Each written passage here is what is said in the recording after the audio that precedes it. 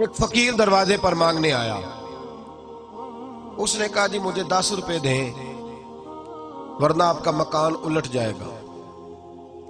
تو اعلیٰ حضرت فاضل بریلوی رحمۃ اللہ علیہ فرمانے لگے تو 10 کے 20 لے، پر یہ مکان الٹنے والی بات غیر شرعی ہے، یہ تجھے کرنے کی اجازت.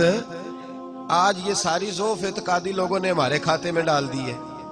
بابے کے مزار پہ جو کچھ مرضی ہو لوگ ہمارے کھاتے میں ڈالتے ہیں.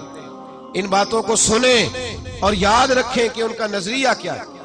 کہا جناب 10 روپے دو ورنہ مکان الٹ دوں گا. تو اعلیٰ حضرت نے فرمانے لگے یہ میرا گھر ہے، یہاں سے روز پتہ نہیں کتنے فقیر کھا کے جاتے ہیں، تو 10 کے 20 مانگ پر مکان الٹنے والی بات نہ کر. اس نے کہا نہیں دو گے تو الٹ جائے گا.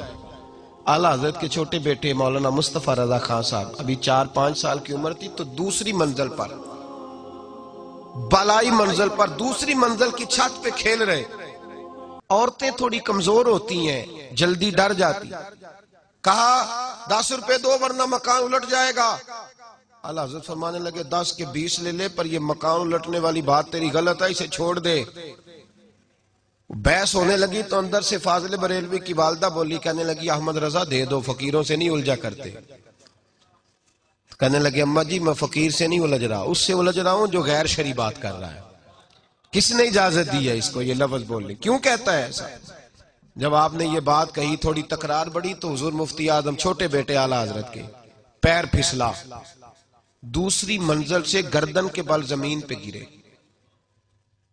جب بچے کے گرنے کی آواز آئی تو یہ اعتقاد کا معاملہ تھا، عقیدے کا. لڑکھڑانے لگی ہر شے. صاحبزادہ صاحب گر گئے.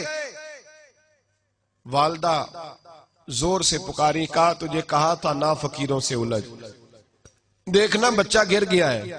او بھائی میں نے کہہ دیا، آپ نے سن لیا. یہاں خبر آئے مجھے یا آپ کو ٹیلی فون آئے کہ بچہ چھت سے گر گیا ہے، تو باپ کا جو حال ہوگا وہ لفظوں میں بیان کر سکتا ہے؟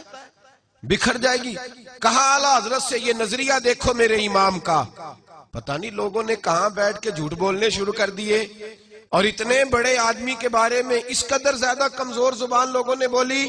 کہا احمد رضا بیٹا گر گیا ہے. وہیں کھڑے رہے اعلیٰ حضرت.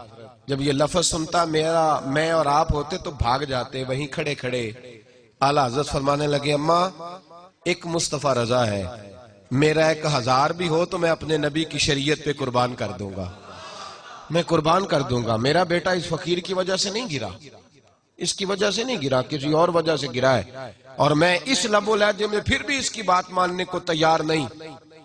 اعلیٰ حضرت نے وہیں کھڑے، دوڑ کے اندر نہیں آئے، کھڑے کھڑے یہ جملہ کہا تو شہزادے فٹافٹ اٹھے اور کپڑے جھاڑ کے دوڑے باہر آئے. کہنے لگے ابا جی آپ ڈٹے رہے، مجھے تو کچھ بھی نہیں ہوا، مجھے تو خراش بھی نہیں آئی، خراش بھی نہیں آئی.